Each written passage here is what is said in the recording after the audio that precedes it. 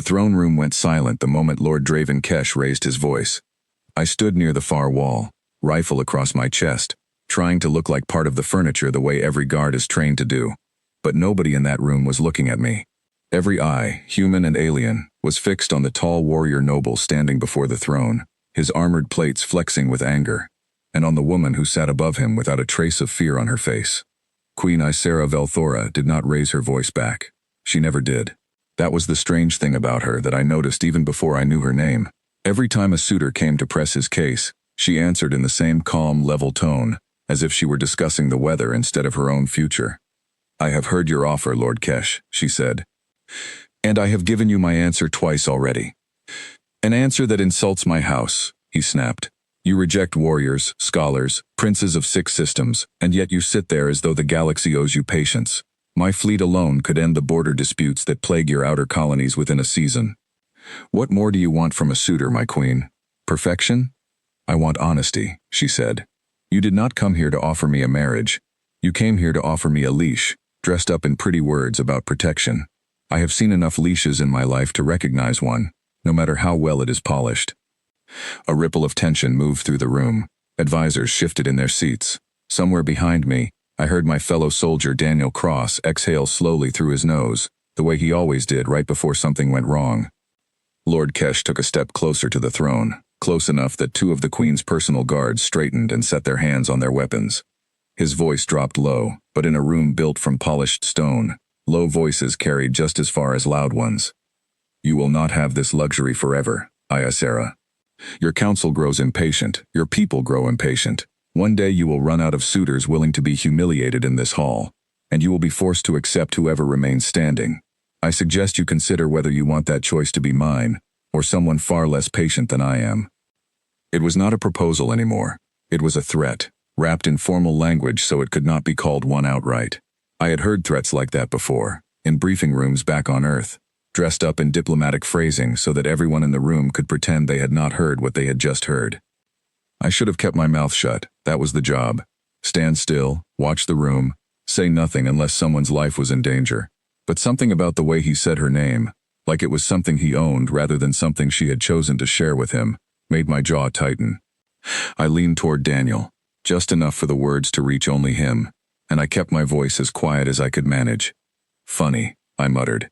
"Takes 6 systems worth of fleets to say what he really means, because he doesn't have the nerve to just say it plain. That's not strength. That's a man who needs an army standing behind him before he can finish a sentence." Daniel's eyes flicked toward me, a warning look, the kind that said, "Watch yourself. We are guests here, not commentators." He was right to give me that look. Humanity's presence on Velara was thin as paper. We were tolerated, because our world produced rare minerals the Vaynari needed for their shipyards, nothing more. We were not important enough to have opinions in rooms like this one. We were background noise, at best. What I did not know, standing there thinking my words had gone nowhere, was that the Vaynari have hearing far sharper than ours.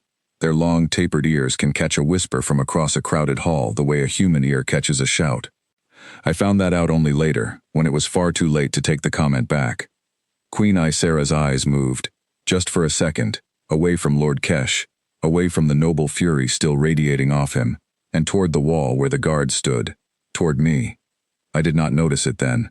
I was too busy watching Lord Kesh's hand twitch near the ceremonial blade at his hip, the kind every noble wore to court even though drawing it inside the throne room was forbidden under the oldest laws of the Vaynari court. I was doing my job, watching for danger, the way I had been trained to do since I first put on a uniform. "You may leave now, Lord Kesh," the Queen said. "I have given you my answer. A third refusal does not require a longer explanation than the first 2. His jaw worked, and for a moment I thought he might actually reach for that blade despite the law, despite the guards, despite everything that would follow if he did. Then, slowly, he inclined his head in a bow so shallow it barely counted as one, turned on his heel, and strode from the hall with his retinue trailing behind him like a storm cloud dragging its own thunder. The room exhaled as one. Conversations resumed in low murmurs. Advisors leaned toward each other, whispering theories about what this rejection would cost the crown this time. I heard the word alliance mentioned twice, and the word war mentioned once, quickly hushed by whoever said it. I did not think much more about the moment. It was, in my mind, simply another day of standing guard in a palace that was not mine, protecting a queen who did not know my name, watching politics unfold in a language I only half understood despite my translator implant. I assumed the day would end like every other day since I had arrived on Velara 3 months earlier. Quiet, uneventful, forgettable. I was wrong. That evening, back in the barracks assigned to the small human contingent, Daniel dropped onto the bunk across from mine and gave me a long look. "You know that was reckless, right?" he said. "Muttering things about a noble like that, in a room full of people who could end your career, or worse, with a single word to the right person." "I wasn't talking to him," I said. "I was talking to you. Doesn't matter who you were talking to, Elias. In a room like that, everyone is listening, even when it looks like no one is." He rubbed a hand over his face, tired from the long shift. "We're guests here, barely tolerated guests. One diplomatic complaint about a mouthy soldier and Ambassador Holloway could have both our postings pulled by morning." He was right, and I knew it. I had let frustration get the better of my judgment, the same old habit that had gotten me in trouble more than once back home. I told him he was right, apologized for dragging him into it even by accident, and let the matter drop. I did not think about it again until 2 days later, when a message arrived that made no sense to me at first. It came through the official channel, stamped with a seal I did not recognize, addressed not to Ambassador Holloway, not to my commanding officer, but to me directly, by name. Corporal Elias Vance. The message was short. It requested my presence in the private wing of the palace, at the hour of the second moon's rise, alone. I read it 3 times before I understood what I was looking at. It was signed by the Queen herself. I brought the message to Daniel first, half convinced it was some kind of test or trap set by Lord Kesh's people to draw me into a diplomatic incident I could not talk my way out of. He read it twice, his face growing more serious with each pass. "This isn't a trap," he said finally. "Traps don't come with the royal seal attached. This is real, Elias. The Queen is summoning you, personally. Why would she summon me?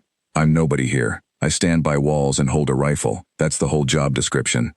Daniel shook his head slowly, and I could see him working through the same puzzle I was. "You said something in that hall," he said. "About Lord Kesh, about honesty and leashes. I told you everyone could hear it. I didn't think that included her." The realization settled over me like cold water. She had heard me.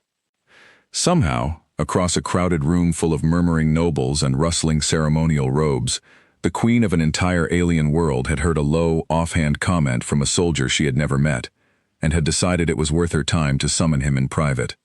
I did not sleep well that night. I ran through every possible reason she might want to see me, and none of them made sense. Perhaps she wanted an apology for speaking out of turn in her court. Perhaps she wanted me removed from the palace entirely, quietly, so as not to draw attention to the fact that a human had dared to comment on royal business. Perhaps it was something else entirely, something I had no framework to even guess at. When the hour finally came, I found myself standing outside a set of tall doors carved from pale stone, in a wing of the palace I had never been permitted to enter before. A single guard, silent and unreadable, nodded me through without a word.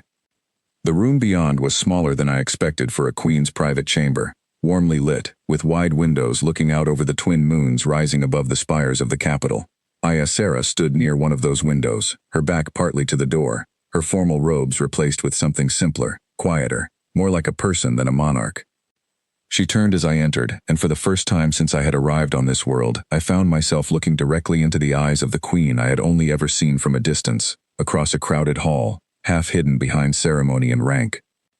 "Corporal Vance," she said, "thank you for coming." I did not know what to say. I settled for the only thing that felt honest. "I wasn't sure I had a choice, Your Majesty." The faintest trace of something crossed her face then, something I would come to recognize later as amusement, rare and careful, like a smile she was not used to allowing herself. "You always have a choice," she said. "I simply hoped you would choose to come." I did not know it then, standing awkward and uncertain in a room I had no right to be in, but that single evening would mark the beginning of something that would eventually shake an entire royal court to its foundations, draw the anger of powerful nobles across a dozen systems, and change the fate of a queen who had spent her whole life being asked to choose a ruler, when what she had truly wanted, all along, was simply to be seen. She gestured toward a low seat near the window, and I moved to sit, still bracing myself for whatever this conversation was about to become.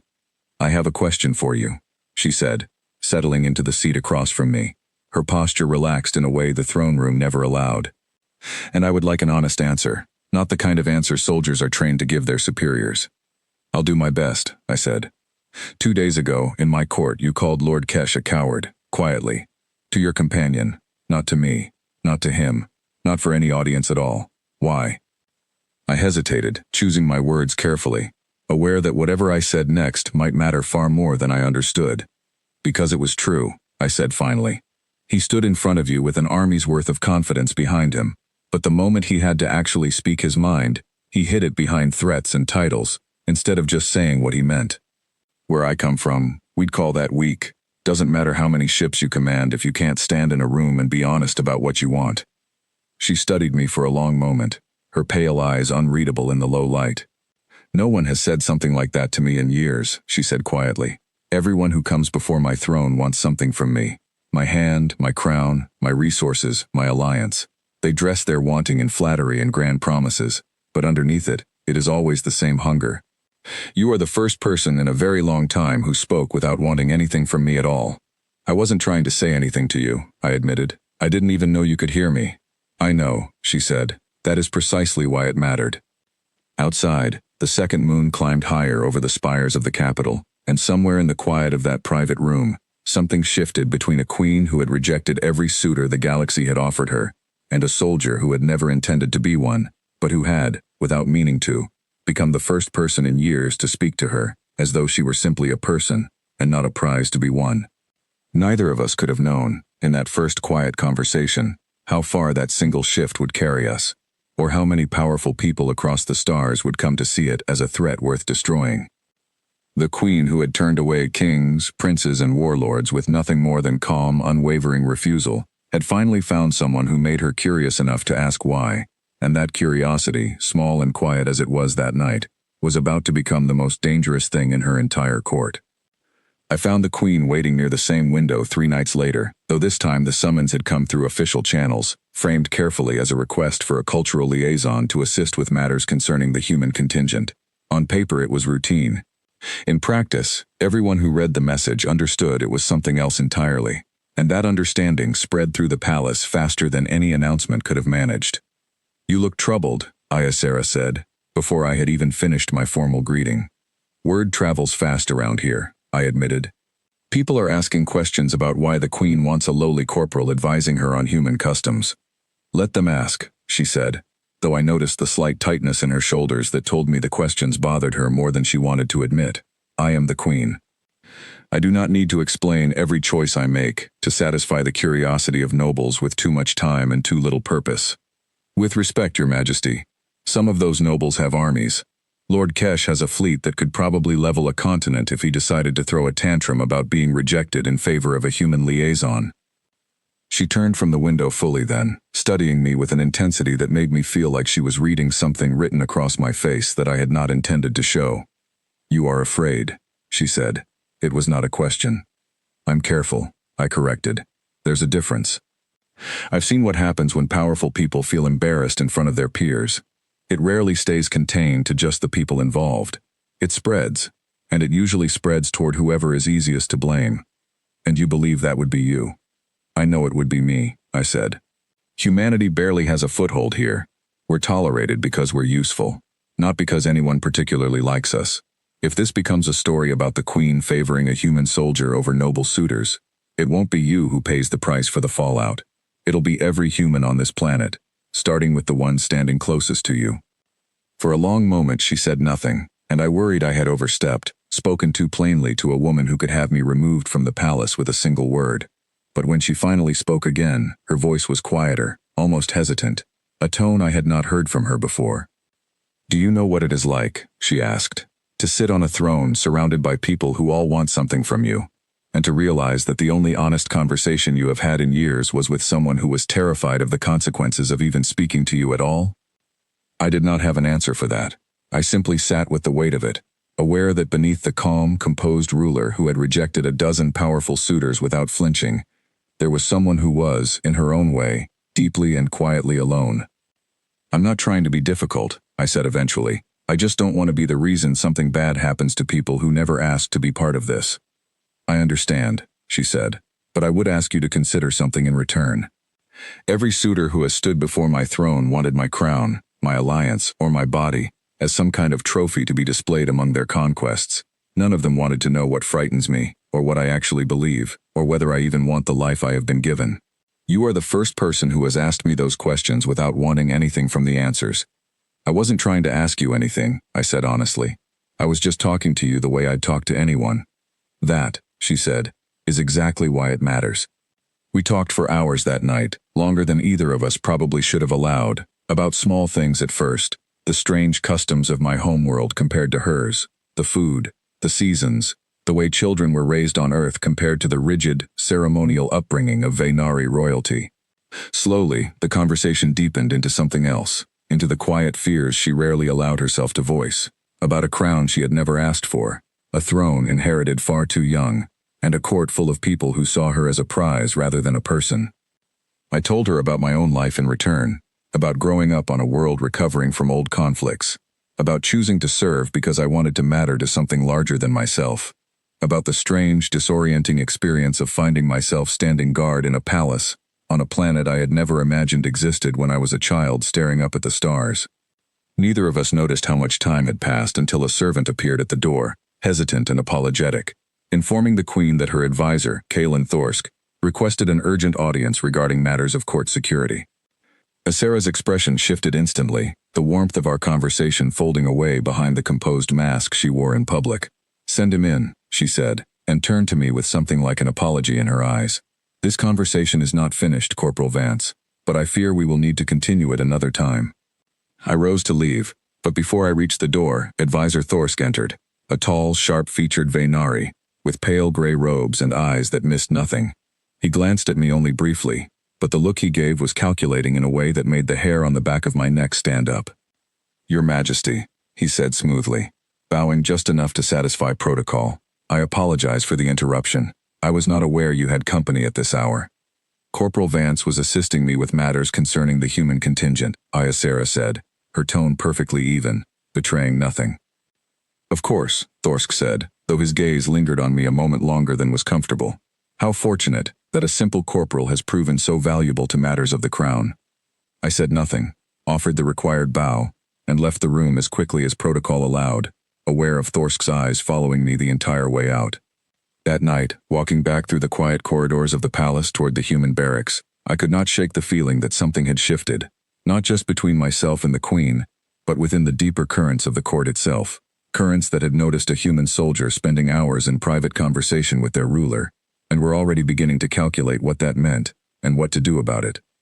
I told Daniel everything the next morning, unable to carry the weight of it alone. He listened in silence, his expression growing more concerned with every detail, and when I finished, he sat back and rubbed a hand over his face the way he always did when he was thinking through a problem with no easy answer. "You understand what you're walking into," he said finally. "Whatever this is, whatever it becomes, it's not going to stay quiet. Thorsk already suspects something. Kesh already hates you without even knowing your name. And the moment word gets back to Ambassador Holloway that a human corporal is spending private evenings with the Queen of Valara, this stops being your business and becomes everyone's business." "I know," I said. "I didn't ask for this, Daniel.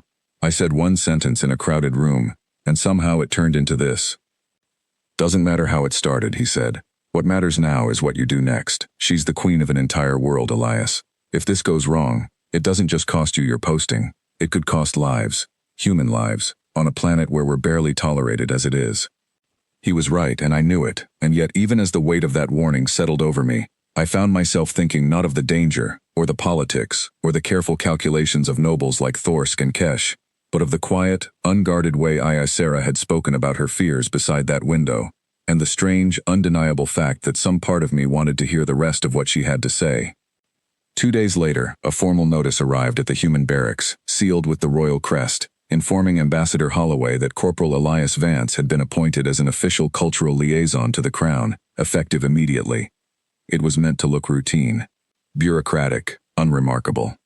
But by the time the sun set that evening, every noble house in the capital knew exactly what it meant, and the quiet war that would follow had already begun to take shape, long before any of us understood how far it would eventually go. The trial was announced 3 weeks later, in a formal decree read aloud before the assembled court, and the moment the words left the herald's mouth, I understood that whatever quiet, private thing had grown between myself and the Queen had officially become a matter of state. According to the oldest laws of the Vaynari crown, any individual who drew the sustained personal attention of the reigning monarch, beyond the bounds of ordinary duty or diplomacy, could be formally challenged to a trial of worth by any noble house wishing to contest their standing. Lord Kesh had wasted no time invoking that law the moment whispers of my private meetings with Ysera reached his ears. I stood in Ambassador Holloway's office that afternoon, listening to her pace back and forth across the narrow room, her expression somewhere between fury and disbelief. "Do you have any idea what you have done?" she said. "Not for the first time. We are a minor species here, Corporal. We exist in this court on sufferance, tolerated because our minerals are useful, nothing more. And now, because of whatever has happened between you and the Queen, an entire noble house is demanding that you prove yourself worthy of her attention in a formal trial witnessed by the entire court." "I never asked for any of this," I said. "I never intended to become part of court politics. I was just talking to her." "It does not matter what you intended," Holloway snapped. "It matters what happened. And what happened is that the most powerful noble house on this planet now sees you as a threat to their ambitions, and they are demanding blood, formally, publicly, and within the full protection of their own laws. I wanted to argue that it did not have to be this way, that I could simply withdraw, apologize, remove myself from the situation entirely, and let the whole matter fade quietly back into obscurity. But even as the thought formed, I knew it would not be that simple. Not for me, not for Ysera, and certainly not for the fragile standing of humanity on this world. That evening I was summoned to the Queen's private chamber once more, and I found her standing near the same window, though this time her posture was rigid, her hands clasped tightly in front of her in a way that betrayed far more anxiety than her calm expression let on. "I did not want this," she said, before I had even finished crossing the room. "I want you to understand that. I did not invoke this trial, and I did not ask for it to happen." "I believe you," I said, "but it's happening anyway."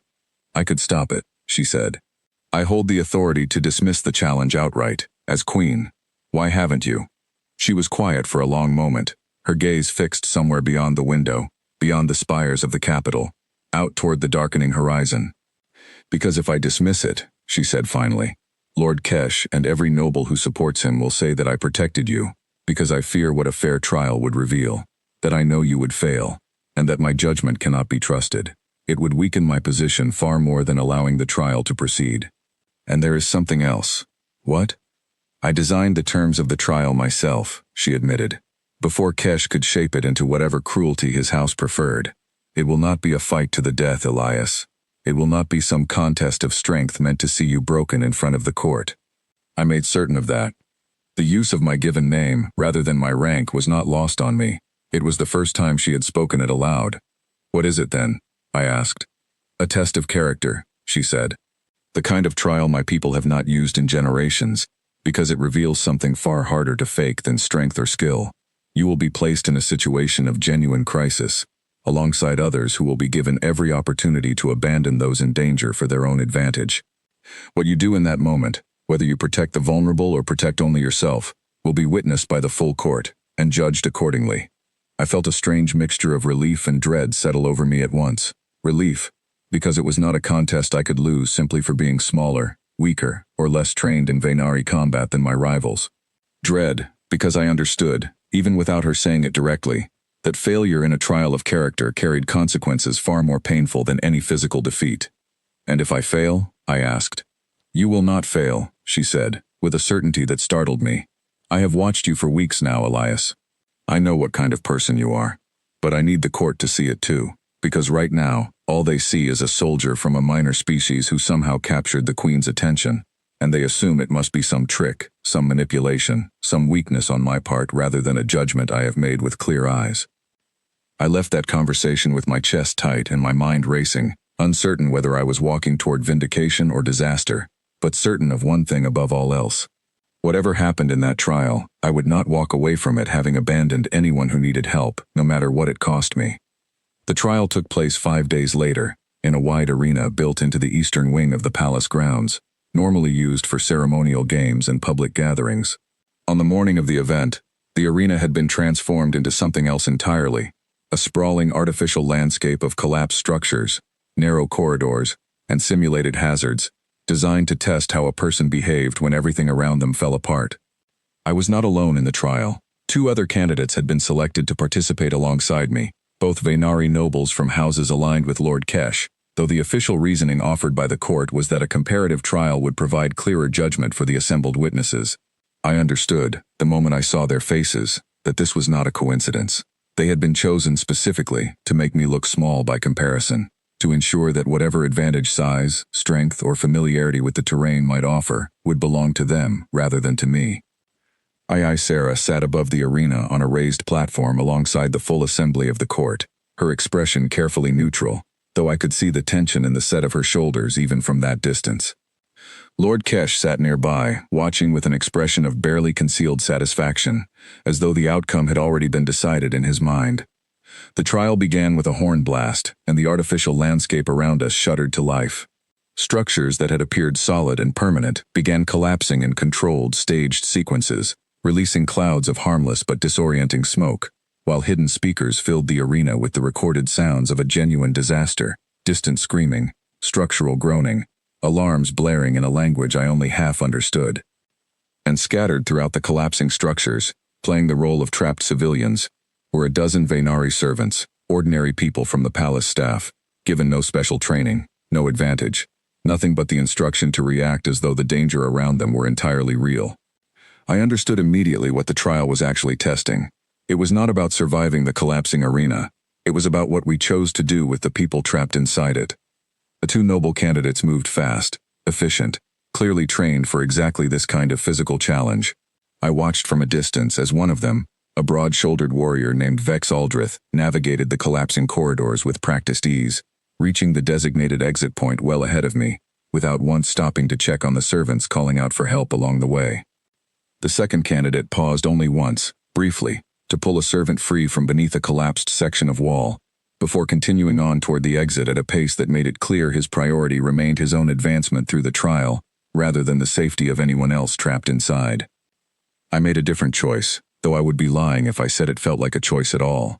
It felt like the only option that made sense to me, the same instinct that had driven me to serve in the first place, the same instinct that had gotten me in trouble more than once for prioritizing people over procedure. I heard a servant's voice calling from beneath a partially collapsed structure near the center of the arena, and rather than continuing toward the exit, I turned back. The structure had trapped her leg beneath a heavy support beam, simulated damage designed to look and feel real without causing genuine harm, though in the chaos and smoke, it was difficult to tell the difference. She was frightened, her voice shaking, and I worked quickly to free her, aware with every passing second that I was falling further behind the other candidates, aware that the court above was watching, aware that this decision might cost me the trial entirely. I freed her, helped her to her feet, and together we made our way toward the exit, though not before I encountered a second trapped servant, an elderly man pinned beneath rubble near a collapsed archway, panic clear in his voice as he called out for help that had not yet come. I made the same choice again, staying behind to free him as well, aware of the precious seconds ticking away, aware that both other candidates had almost certainly already reached the exit and completed the trial while I remained inside the collapsing arena, prioritizing people whose safety was not, technically, part of my required task. By the time I finally guided both servants to the exit, the horn sounded again, signaling the end of the trial, and I emerged into the open air, smoke-stained and exhausted, to find the arena silent, the court watching with an intensity I had not expected. Vex Aldrith stood near the front of the gathered nobles, his posture confident, clearly certain of his victory. The second candidate stood nearby, his expression less certain, aware perhaps that his single act of assistance, however brief, would not be enough to distinguish him in the eyes of the court. Sarah rose from her seat on the raised platform, and the arena fell completely silent as she began to speak. "The trial is complete," she said, her voice carrying clearly across the hushed crowd. "Let it be recorded that Lord Vex Aldrith completed the course in the fastest time, reaching the exit point well ahead of all other candidates, without pause." A murmur of approval rose from Kesh's supporters, and I felt my chest tighten, certain that the verdict was already decided against me. "Let it also be recorded," Sarah continued, "that in doing so, Lord Aldrith passed no fewer than 5 trapped individuals along his route, each calling for aid, each left behind in favor of his own advancement." The murmur faltered, uncertain now, and I saw Aldrith's confident posture stiffen slightly. "Corporal Elias Vance," she continued, "completed the course last among the 3 candidates, arriving well behind both his rivals. In doing so, he freed and safely escorted 2 trapped individuals, at direct cost to his own standing in this trial, with full knowledge that doing so would place him at a disadvantage. She paused, letting the weight of her words settle over the silent arena. This trial was never designed to measure speed or strength or skill in navigating collapsing structures, she said. It was designed to reveal character under pressure, when no one is watching closely enough to reward performance rather than genuine choice. I asked this court to witness what each candidate valued most, when given the opportunity to choose between their own advancement and the safety of those with no power to help themselves. She looked directly at me then, and though her expression remained composed, I could see something else beneath it, something that looked almost like relief. Corporal Vance's actions in this trial demonstrate precisely the character I sought to have witnessed here today. Let the record show that this trial is concluded, and that its outcome favors him. The arena erupted into a storm of murmured reactions, shock, disbelief, scattered applause from a few unexpected corners of the court, and beneath it all, a simmering current of anger from Lord Kesh's supporters, who understood, even before the Queen finished speaking, exactly what this verdict meant for their carefully laid plans. I caught Advisor Thorsk's expression from across the arena, calculating and cold, already, I suspected, beginning to plan whatever came next. Lord Kesh said nothing at all, though the look he gave me as the court began to disperse carried more weight than any words could have managed, a promise that this was far from finished, that whatever had happened in that arena would not be allowed to stand without consequence. I did not know it then, standing exhausted and smoke-stained in the aftermath of the trial, but that quiet promise in Lord Kesh's eyes was the first sign of a storm that would soon threaten far more than my own standing in the court. It would threaten the Queen herself, and everyone who had chosen, that day, to stand beside her. The feast held to formally close the trial period took place 6 nights later, in the grand hall of the palace, filled with the full assembly of the court, dressed in ceremonial finery, the air thick with music, and the low murmur of 100 private conversations. I stood near the edge of the room in my formal uniform, still uncertain exactly where I belonged in a gathering like this, when the first scream tore through the noise. It came from the western entrance, followed almost immediately by the harsh crack of energy weapons and the sound of the great doors being forced open by something far stronger than a single person. I moved on instinct, years of training taking over before conscious thought could catch up, pulling my sidearm and moving toward the raised platform where Isara sat, aware that whatever was happening, her safety mattered more than my own in that moment.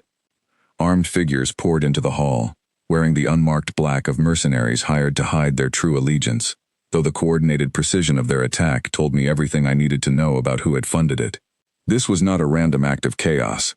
This was planned, timed to strike during the one gathering where the entire court, and the Queen herself, would be present and vulnerable in a single room. Daniel appeared at my side within seconds, along with 2 other members of our small human contingent, all of us moving on the same instinct, forming a defensive line between the chaos spreading through the hall and the raised platform where Isara now stood, her personal guards scrambling to form a protective circle around her. "Get her to the side corridor," I shouted to the nearest guard, gesturing toward a narrow exit behind the throne that led toward the palace's inner security wing. "We can hold this position long enough to buy time, but not if she stays out in the open." The guard hesitated only a moment before nodding, and together we began moving Isara toward the corridor, my human unit forming a moving perimeter around her, weapons raised, while chaos continued to spread through the grand hall behind us. We very nearly made it. A figure broke through the guard line just as we reached the corridor entrance, moving with the kind of speed that told me immediately this was not an ordinary mercenary, but someone specifically trained and equipped to eliminate the Queen in the confusion of the attack. I saw the weapon rise, aimed directly at Isara, and I did not think. I simply moved, throwing myself between them in the fraction of a second before the shot fired. The impact staggered me, pain blooming hot and sharp across my side, but I remained standing long enough to bring my own weapon up and end the threat before it could fire a second time. Daniel was at my side instantly, along with 2 more guards, dragging both myself and Isara through the corridor entrance into the relative safety of the palace's inner security wing, sealing the heavy doors behind us as the sounds of continued fighting echoed from the grand hall beyond. "You were shot," Isara said, her voice tight with something I had never heard from her before, something that sounded almost like fear, though not for herself. "I've had worse," I lied, though the growing pain in my side suggested otherwise. The security wing's medical team arrived within minutes, working quickly to stabilize the wound while reports filtered in from the palace guard regarding the state of the attack unfolding in the Grand Hall. It took nearly an hour before the fighting was finally contained, the attackers either captured or eliminated, and the full scope of what had happened became clear. The attack had been funded, according to the initial investigation, by a coalition of noble houses aligned with Lord Kesh, though careful enough in their planning to avoid any direct evidence linking him personally to the assault. The official justification, whispered among the surviving conspirators captured in the aftermath, was that the Queen's growing favor toward a human soldier represented an unacceptable threat to the established order of the court, one that needed to be removed before it could spread further. I lay in the palace medical wing that night, my side bandaged, exhausted from blood loss and the sheer chaos of the evening, when Sarah appeared at my bedside, still in her formal gown, though it was torn and singed from the fighting. "You should be resting," I said, though the words came out weaker than I intended. "I could say the same to you," she replied, settling into the chair beside my bed. "You were shot protecting me, Elias. You very nearly died tonight." "I'd do it again," I said, and I meant it, though the honesty of the admission surprised even me. She was quiet for a long moment, her expression unreadable in the dim light of the medical wing. "Tomorrow, I will stand before the full council," she said finally, "and I will tell them exactly what happened tonight, and exactly why it happened. I will no longer allow the question of my choices to be treated as a matter for quiet, private debate among nobles who would rather see blood spilled than accept a decision they disagree with. That's dangerous," I said. "Kesh's allies aren't going to just accept that quietly." "No," she agreed. "They will not. But I have spent my entire life allowing dangerous men to dictate the terms of my choices, out of fear of exactly this kind of consequence. And it has brought me nothing but suitors who see me as a prize, and advisors who see me as a problem to be managed. I am done allowing fear to make my decisions for me." She reached out then, her hand resting gently over mine, careful of the bandages wrapped around my side. "Whatever comes next," she said quietly, "I do not intend to face it alone anymore. And I do not intend to let anyone convince me that choosing you was a mistake, when you are the only person who has ever proven, without hesitation, that you would choose me back, even at the cost of your own life." Outside the medical wing, the palace remained in a state of quiet chaos, guards moving through the corridors, advisors gathering in urgent, hushed meetings, the full weight of what had happened settling over the court like a storm that had not yet finished passing. But in that small, quiet room, something had shifted permanently between us, something neither politics nor danger nor the anger of powerful men would be able to undo. The council convened 3 days later, in a chamber far smaller and more severe than the grand hall where the attack had taken place, its walls lined with the eldest and most powerful members of the Vaynari nobility, gathered to determine, once and for all, what would become of a queen who had chosen a human soldier over every suitor the galaxy had offered her. I stood at the edge of that chamber, my side still healing beneath my uniform, watching as Sarah took her place before the assembled council, with a composure that betrayed none of the exhaustion I knew she carried from the sleepless nights following the attack. Advisor Thorsk spoke first, his voice carefully measured, though I could hear the calculated coldness beneath his formal tone. "Your Majesty," he began, "the events of recent weeks have placed this crown in an unprecedented position. A trial of worth, unusual in its design, followed by an attack on the crown itself, both connected, directly or indirectly, to your continued favor toward a human soldier. The council must ask, with all due respect, whether this favor serves the interests of the crown, or merely your own personal preference." "It serves both," Sarah answered, without hesitation, "though I understand this council may struggle to accept that those two things can align." A murmur passed through the gathered nobles, some clearly hostile, others watching with cautious curiosity, uncertain which way the coming debate would ultimately fall. "Explain," Thorsk said simply. Sarah turned, her gaze sweeping across the assembled council with the same calm authority I had first witnessed, the night she rejected Lord Kesh in front of the entire court. "For years this council has pressed me to marry, to secure an heir, to forge an alliance that would strengthen this crown against the uncertainties of the wider galaxy. I have rejected every suitor offered to me, not out of stubbornness, as many of you believe, but because every single one of them wanted something from this crown that had nothing to do with the well-being of our people. They wanted power, resources, influence, a foothold in this court that they could use to advance their own ambitions." She paused, letting her words settle over the silent chamber, Corporal Vance has never once asked me for any of those things. He did not seek a place in this court. He did not campaign for my attention, or maneuver for advantage, or attempt to leverage my favor into personal gain. When offered the opportunity to advance himself at the cost of others, in a trial designed specifically to reveal true character, he chose instead to protect those who could not protect themselves, at direct cost to his own standing. And when this crown was attacked, he placed himself between myself and death without a moment's hesitation, asking nothing in return.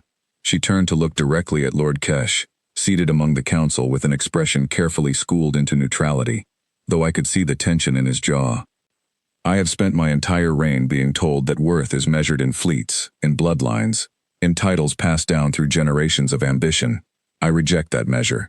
I have seen, with my own eyes, what true worth looks like, and it has nothing to do with the size of one's fleet or the ancientness of one's house. It has everything to do with what a person chooses to do when no reward awaits them for choosing correctly. The chamber remained silent for a long moment, the weight of her words settling over the assembled nobles. The council may debate this matter as long as tradition requires, she continued.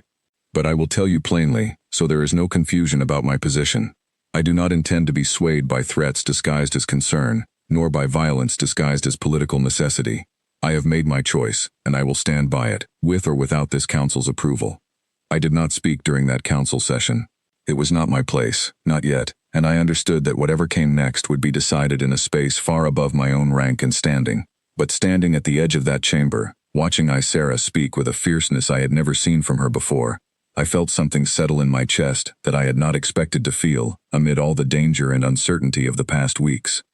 I felt, for the first time since arriving on this world, that I truly belonged somewhere. The council debated for 3 more days, weighing tradition against precedent, politics against the undeniable evidence of the attack and its connection to Lord Kesh's allied houses. In the end, faced with mounting evidence, a queen unwilling to bend, and a growing recognition among the more moderate nobles that continued opposition risked further violence and instability, the council's final ruling came not as an outright endorsement, but as something perhaps more meaningful. They chose not to stand in her way. Lord Kesh's house was formally censured for its role in the attack, its standing within the court diminished, its future influence curtailed by a council no longer willing to overlook the cost of unchecked ambition. Advisor Thorsk, whose careful neutrality had concealed a deeper complicity in the conspiracy, was quietly removed from his position in the weeks that followed, though the full extent of his involvement was never made entirely public. I was summoned before the council myself, in the final session, asked directly whether I understood what accepting a place beside the Queen of Velara would mean, not just for myself, but for the fragile standing of humanity within this court and the wider galaxy beyond. I remember standing in that chamber, my side still faintly aching from the wound that had nearly ended everything weeks before, looking out at the assembled faces of an ancient and powerful people who had, until recently, considered my entire species little more than useful vendors of mineral resources. I never asked to be part of any of this, I told them honestly. I never wanted power, or influence, or a place in this court. I only ever wanted to see the people around me treated with the honesty and respect they deserved. And when I found someone who had spent her entire life surrounded by people who saw her as a prize rather than a person, I simply chose to treat her differently. That's all this has ever been. I don't know what it means for the future of Earth, or Velara, or the balance of power between our peoples. I only know that I would make the same choice again, without hesitation, no matter what it cost me. Ysera stood beside me as I spoke, and though the council's final decision would not come for several more hours, I understood, in that moment, that whatever the outcome, we had already won something far more important than their approval. We had proven, in front of an entire court built on ambition and calculation, that something as simple and honest as choosing to care for another person, without expectation of reward, could hold more power than any fleet, any bloodline, any carefully constructed political alliance. The council's final ruling came that evening, brief and formal in its language, but unmistakable in its meaning. The crown's choice of consort was, and would remain, the sole authority of the reigning monarch, free from the interference of noble houses seeking to impose their own ambitions upon that choice. Ysera was free to choose as she wished, and she had already made her choice weeks before, in a quiet room beside a window overlooking the rising moons, long before either of us understood how far that choice would eventually carry us. News of the Council's decision spread quickly, not just through the palace, but across the wider galaxy, reaching worlds far beyond Velara within days. For many, it was simply another piece of political news among countless others, quickly forgotten amid the endless churn of interstellar affairs. But for humanity, still fighting for even the smallest measure of respect among the older, more established species of the galaxy, it meant something far greater. For the first time since our species had taken its first hesitant steps into the wider stars, we were no longer simply tolerated for the resources we provided. We had proven, through nothing more than the honest character of a single soldier, that we belonged among the great powers of the galaxy not because of what we could offer, but because of who we chose to be when no one was watching, and no reward awaited us for choosing well. Ambassador Holloway, who had once paced her office in fury over the danger I had unknowingly invited into our fragile diplomatic standing, found herself instead negotiating expanded trade agreements and formal recognition from a court that had, weeks earlier, barely acknowledged our existence beyond our usefulness as mineral suppliers. I remained on Velara, my role within the palace shifting gradually from soldier to something far less easily defined, though the change never once felt like a loss of purpose. If anything, it felt like the purpose I had been searching for all along, without fully understanding what I was looking for. Sarah and I were married the following spring, in a ceremony far smaller and quieter than tradition typically demanded, held not in the grand hall where so much danger had once unfolded, but in the same private garden beside the window where our first honest conversation had taken place months before. Lord Kesh did not attend, though his absence surprised no one. Advisor Thorsk's replacement, a quieter and more principled Vaynari named Selvin Vask, stood among the small gathering of witnesses, along with Daniel, who had never once let me forget how reckless my single whispered comment in that crowded throne room had truly been, even as he stood proudly beside me on the happiest day of my life.